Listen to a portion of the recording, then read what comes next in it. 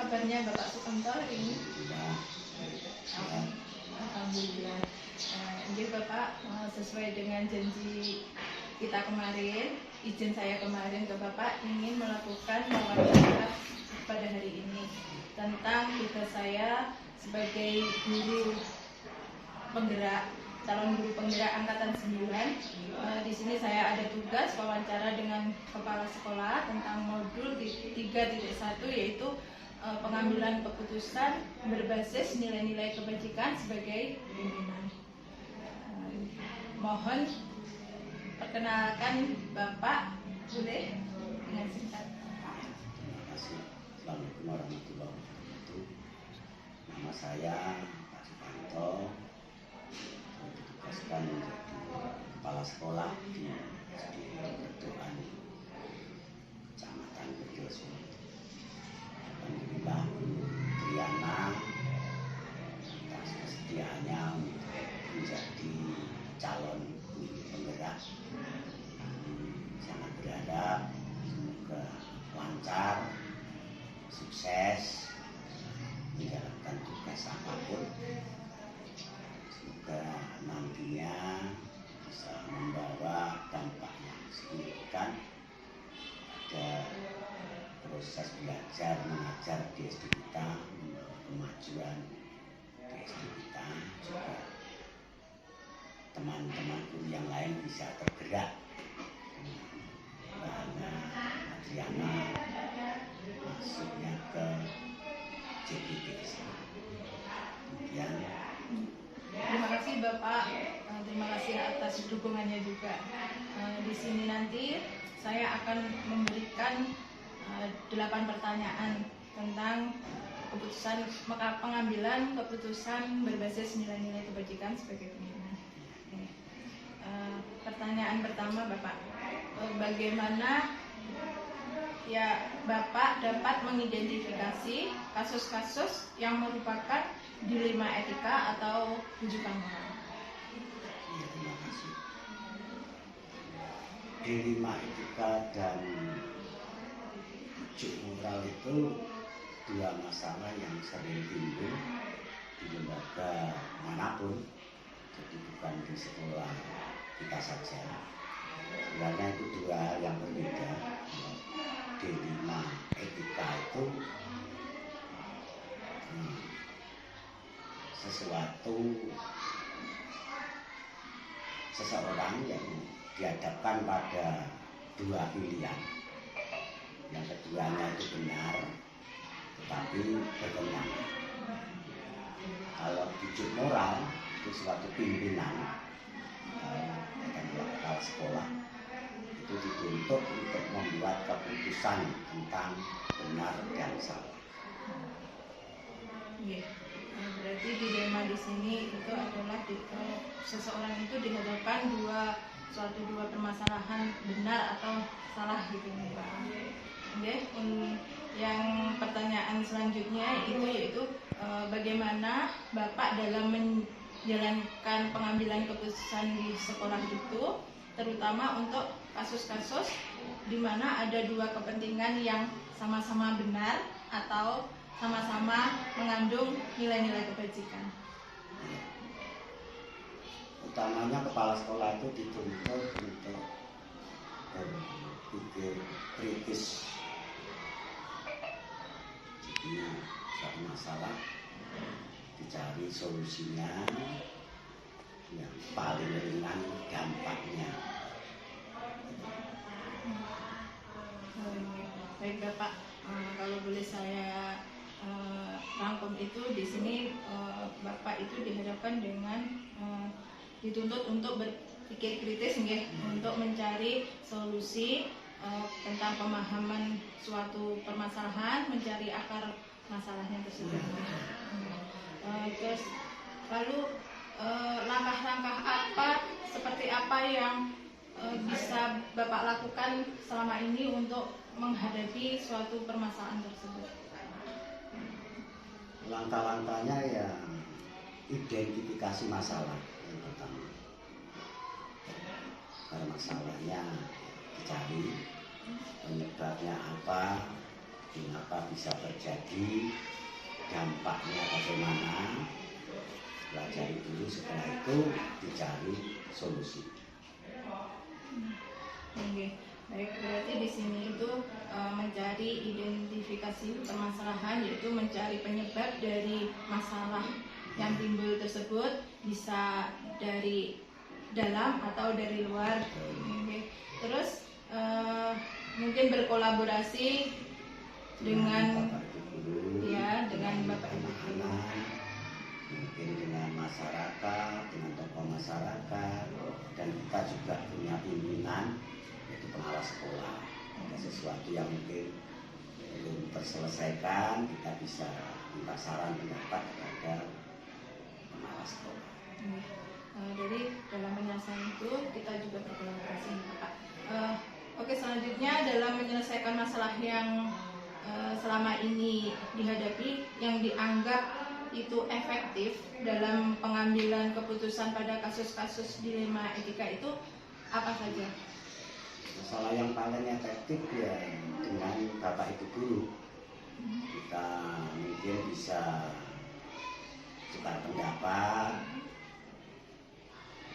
kita bisa berembuk bersama di forum, atau mungkin dengan anak-anak juga bisa diajak ngomong dalam menyelesaikan suatu masalah tersebut. Baik. Berarti di sini yang dianggap efektif oleh Bapak itu adalah dengan melakukan musyawarah, untuk mengambil musyawarah dengan yang mempunyai kasus tersebut tadi, mungkin dengan mengambil keputusan dengan mengidentifikasi apakah kasus tersebut antara murid atau dengan pendidik ya. Terus mencari mengapa masalah terjadi dan untuk mencari solusinya. Terus mungkin ada dalam menghadapi dilema etika itu mungkin ada tantangan-tantangan yang dapat diambil untuk menyelesaikan masalah tersebut. Tantangannya ya dampak dari keputusan yang diambil itu.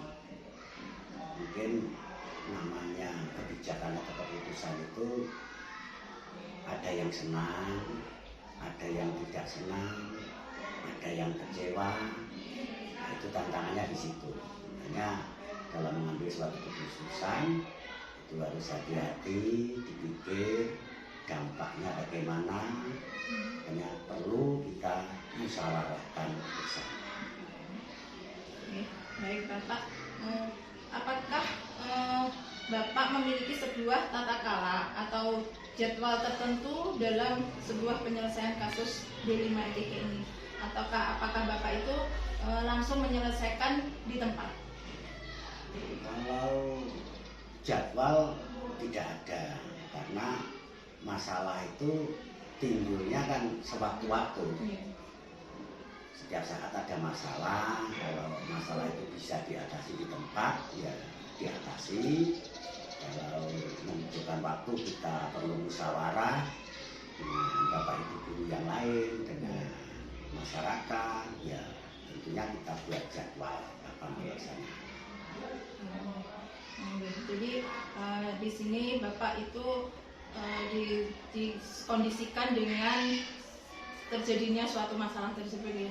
Jadi di sini Bapak itu langsung menyelesaikan di tempat. Apabila tidak bisa dimusyawarahkan dulu dengan masyarakat atau orang tua atau dewan-dewan Ya, tinggal masalahnya itu apa? Iya, tentang masalahnya itu apa yang terjadi. Oke. Terus adakah seseorang itu yang selama ini dapat mempermudah atau membantu dalam pengambilan keputusan dalam kasus-kasus dilema etika?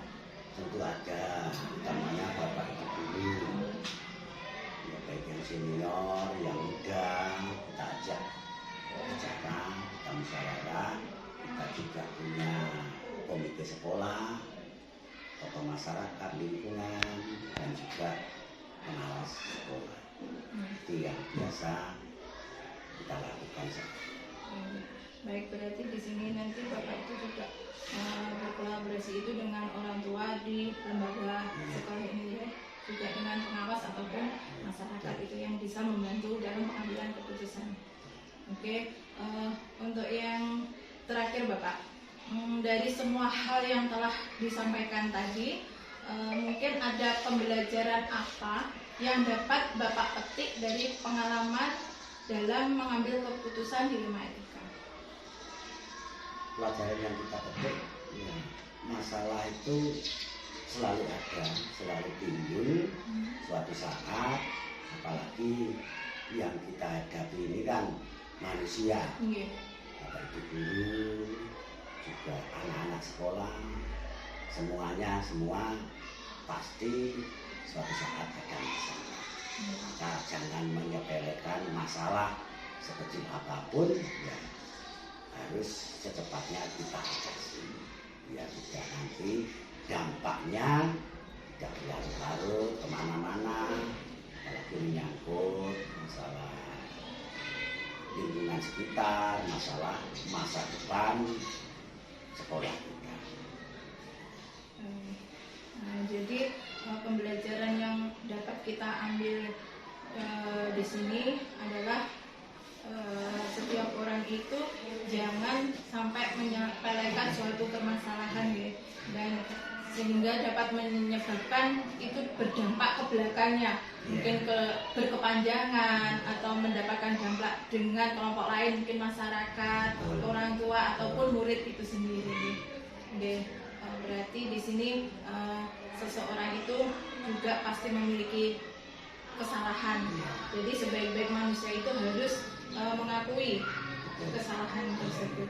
Oke Bapak, terima kasih atas waktu yang telah diberikan Bapak kepada saya serta dukungan saya sebagai calon guru penggerak di sini. Baik, terima kasih Bapak. Assalamualaikum warahmatullahi wabarakatuh.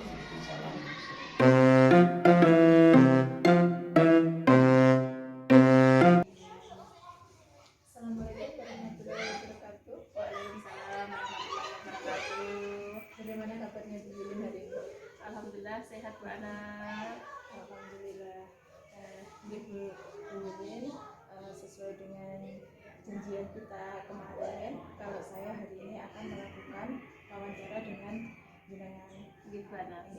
Di sini saya mendapatkan tugas dari saya sebagai calon guru penggerak angkatan 9. Saya di sini akan mewawancarai jenengan tentang modul 3.1, pengambilan keputusan berbasis nilai-nilai pendidikan sebagai pemimpin. Mohon mungkin Bu Yulin berkenan untuk memperkenalkan diri. Ya, terima kasih Bu Ana. Izinkan saya memperkenalkan diri. Nama saya Yudi Fridiawati. Saat ini saya memimpin sebuah sekolah di SDN 3 Kecamatan Bendo, Kabupaten Magetan. Terima kasih Bu Yulin. Setelah selesai tadi ya Bu Yulin, di sini saya nanti akan memberikan 8 pertanyaan tentang pengambilan keputusan berbasis nilai-nilai kebajikan sebagai pemimpin. Yang pertama itu, selama ini ya, bagaimana Ibu itu dapat mengidentifikasi kasus-kasus yang merupakan dilema etika atau rujukan moral. Ya, Bu Ana, tentunya dalam sebuah instansi tidak luput yang namanya masalah dan kasus ya Bu. Tapi di sini untuk menyelesaikannya perlu kita identifikasi apakah masalah ini termasuk ke dalam dilema etika atau rujukan moral. Di sini perlu kita kaji nilai-nilai yang terkandung di dalamnya. Jadi dari berbagai pertimbangan kasus benar atau salah seperti itu. Jadi ada beberapa hal yang benar, sedangkan di satu sisi ada juga mungkin kasus yang kalau dilihat dari dinilai itu juga mengandung kebenaran. Nah, di sini tentunya ada problem. Jadi benar dan benar, bukan ada juga benar dan salah. Perlu kita kaji apakah permasalahan ini masuk ke dalam dilema etika ataupun rujukan moral seperti itu. Terima kasih Bu Yulin. Terus yang selanjutnya, bagaimana Ibu itu menjalankan pengambilan keputusan di sekolah itu, terutama untuk kasus-kasus di mana ada dua kepentingan itu yang sama-sama benar atau sama-sama memiliki nilai kebajikan. Gitu, gitu. Jadi untuk kasus yang dilema etika yang akan saya pertimbangkan mana yang dianggap ini adalah sama-sama keduanya sama-sama benar. Nah, di sini tentunya saya akan mempertimbangkan beberapa hal, di mana pertimbangan itu tentunya kebijakan yang saya ambil itu tentunya berpihak pada murid kalau dalam murid. Jadi intinya keputusan yang saya ambil ini mengandung nilai kebajikan, apakah itu berdampak pada saat ini dan seterusnya atau hanya berdampak sesaat seperti itu. Berarti di sini Bu Yulin itu mempertimbangkan kepada beberapa hal yang berpihak ke murid. Iya, ya tentunya kepentingan umum seperti itu. Kepentingan murid. Terus selanjutnya langkah-langkah yang mungkin bisa Ibu Yulin lakukan selama itu seperti apa itu? Mungkin tentunya untuk memutuskannya saya tidak akan menghakimi sendiri. Dalam hal ini saya perlu mempertimbangkan bagaimana keputusan yang nantinya saya akan ambil. Terus kemudian saya juga mengambil keputusan berdasarkan fakta-fakta. Jadi saya kumpulkan fakta-fakta apakah kalau tidak hanya sebatas apa ini namanya pemahaman yang berupa opini. Jadi saya memutuskan ini nanti tidak salah dalam artian seperti itu. Dan tentunya keputusan yang saya ambil ini tidak berpihak pada salah satu pihak, tapi bisa keputusan yang saya ambil ini bisa diterima oleh semua pihak seperti itu. Berarti di sini dapat saya simpulkan itu langkahnya itu yang pertama tidak menghakimi secara sendiri, lalu mengidentifikasinya berdasarkan fakta-fakta, lalu tidak berpihak pada salah satu kepentingan ya, tapi bisa berpihak pada semua kepentingan ya. Terima kasih. Lalu untuk hal-hal apa saja yang dianggap itu efektif dalam pengambilan keputusan pada kasus-kasus tersebut? Dalam kasus ini tentunya saya akan menemukan dulu pokok permasalahan dan ketika menentukannya saya akan berpikir secara objektif seperti itu. Jadi saya tentukan dulu pokok permasalahannya buana. Dari anggapan efektif itu Bu Yulin akan menemukan pokok permasalahan yang akan diambilnya itu.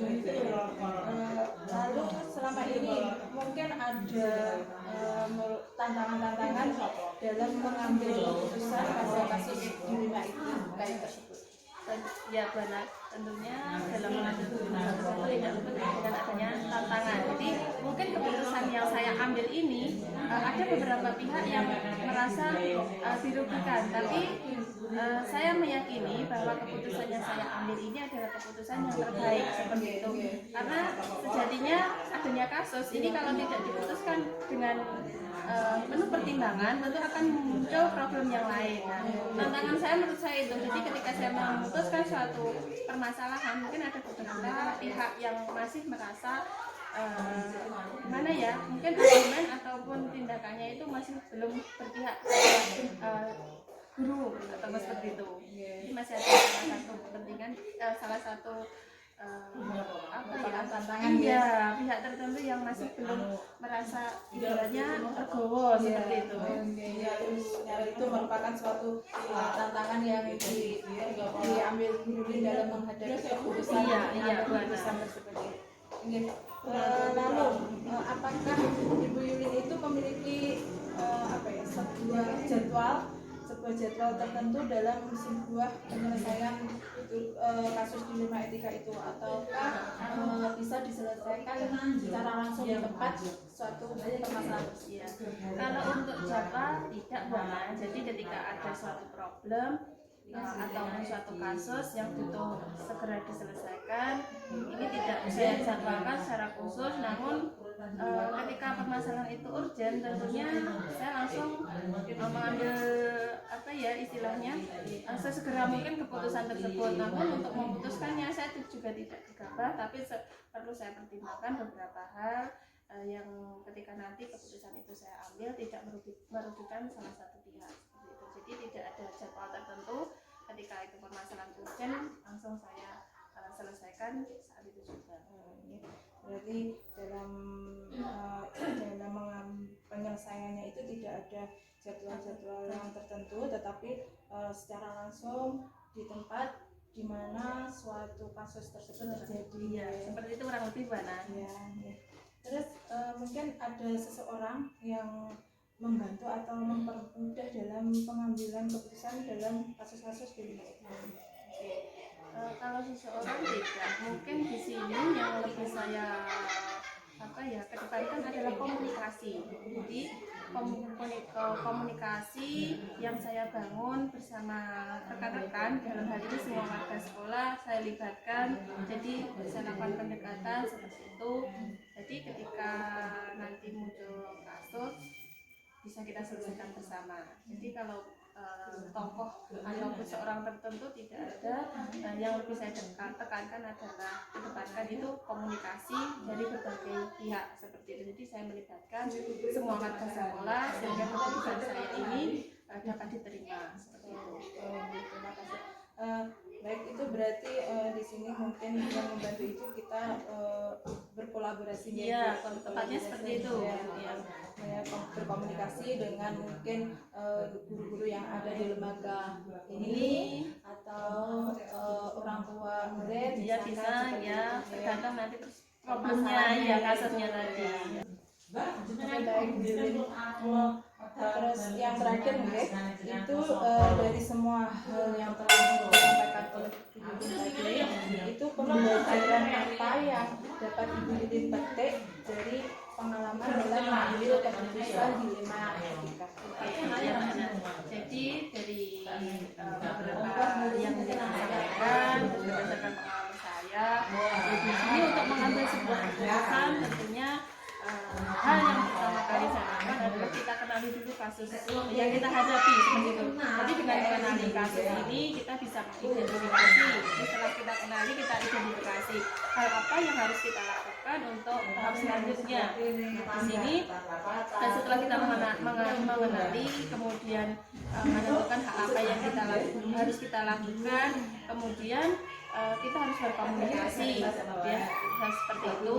Nah tentunya hal ini ketika dilakukan akan lebih memudahkan kita ketika kita mengambil keputusan. Ya, jadi keputusan yang kita ambil nanti tentunya berdampak baik terhadap semuanya dan tidak merugikan salah satu pihak seperti itu Bu Ana. Terima kasih.